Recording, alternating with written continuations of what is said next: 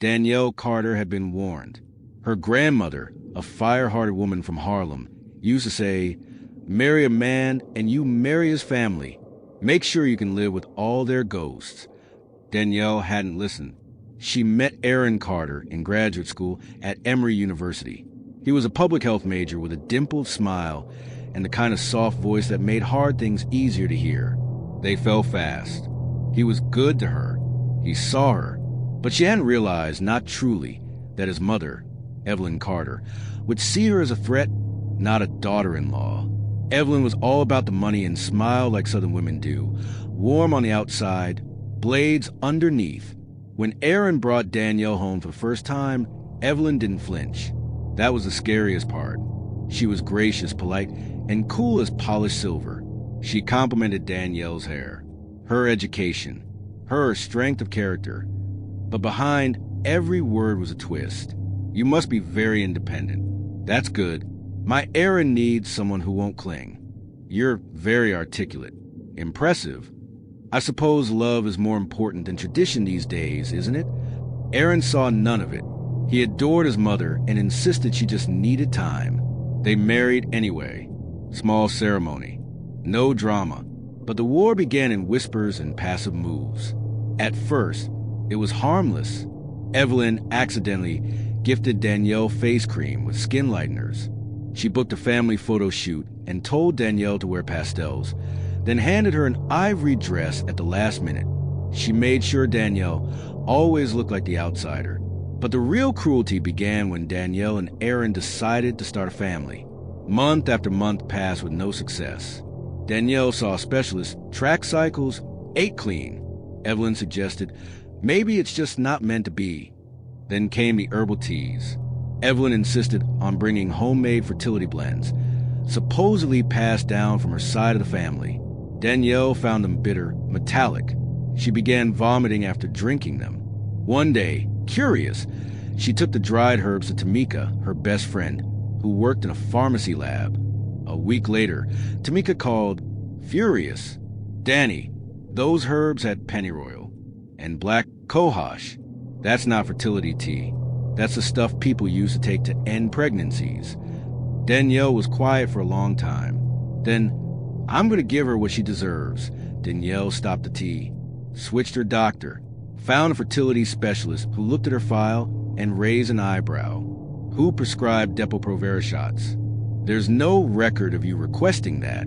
It suppresses ovulation." Danielle felt her blood go cold.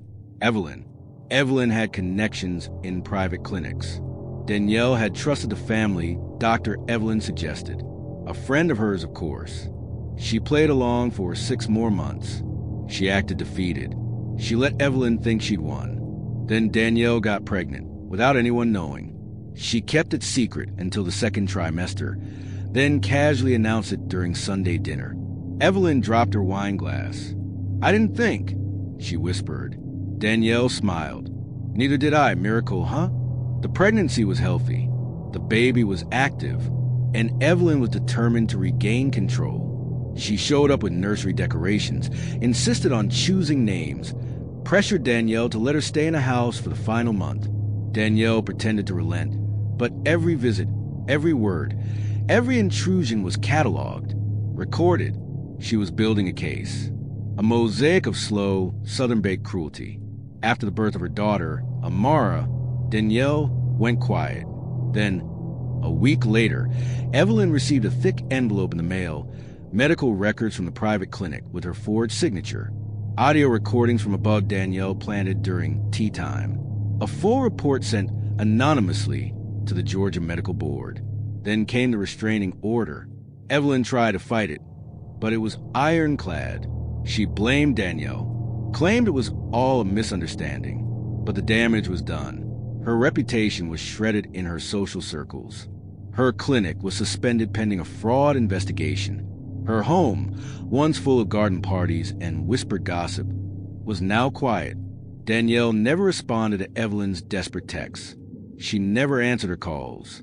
But on Amara's first birthday, she sent one envelope, no return address.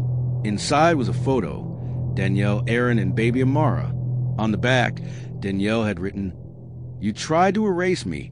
Instead, I made legacy. Ms. Halvorsen had taught at Merrill High for over 20 years. She was strict, dull in dress, and never married. Most students feared her. She barely registered in the small-town social life. But to her, none of that mattered, because each year she searched for him. Then one fall, he finally arrived, Caleb Drew, an A student, captain of the debate team, all-American charm, and razor-sharp intellect. He was respectful, witty, effortlessly kind. His papers read like published essays. Ms. Halvorsen called him a once-in-a-generation mind. But in truth, he was more than that to her. He was perfection. She started watching him after school. Not inappropriately, she told herself. Just data collection. Observation. She found his hair on his desk, saw his bloody tissue in the trash after a nosebleed. And that's when she knew she could preserve him. Ms. Halvorsen had been conducting research for years. Quietly, obsessively. Her basement was a lab, cobbled together from outdated equipment and stolen university documents. But now, with Caleb's DNA, her work could truly begin. The real Caleb graduated and moved away, blissfully unaware. Ms. Halvorsen retired the next year. 15 years later, Caleb Drew returned to Merrill for a brief visit. A tech executive now. Married. One child.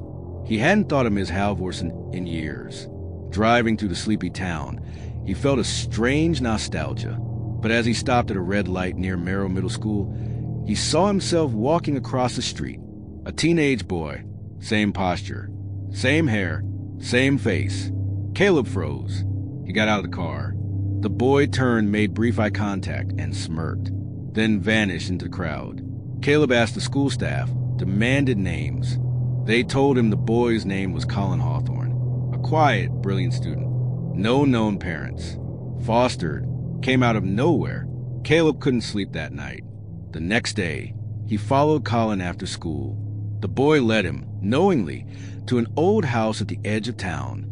Overgrown. Cracked windows. Ms. Halvorsen's old home. Caleb broke in after dark. The basement was cold, metallic. A humming sound below the floorboards. Shelves of sample tubes. A worn journal on a table titled, "The Continuation of Genius." Inside were pages and pages of notes, photos, timelines, charts comparing Caleb Drew with Subject 03, Subject 04, Subject 11. All of them looked like him. He turned to a wall of ID photos, dozens of faces, all subtly different versions of himself at various ages. Some with scars, some smiling, others blank-eyed. Then he heard the door shut. Colin stood at the top of the stairs, flanked by two more boys. Clones, all slightly different, all looking down at him with the same face. "She said you'd come," Colin said. "She always believed you want to meet your sons." Another voice echoed from the darkness. "No," Caleb whispered. "She's dead." A door creaked open and a frail, pale figure emerged from the shadows. Tubes in her arms. A stitched face. Ms. Halvorsen. Or what remained of her. Dead? She hissed. "Oh no, Caleb. You gave me a reason to live. You were my beginning, and they are your legacy." Caleb ran, but the house was alive now. Footsteps above him, below him. Laughter that all sounded like his own. He never made it out. To this day, no one knows what happened to Caleb Drew. His car was found, engine cold, keys in the ignition. His wife reported him missing. No one thought to check the old Halvorsen house. But sometimes, in Merrill High's yearbook, the honor roll page features a face that looks eerily familiar. Year after year, perfect student, A scholar, always a different name, always the same smile.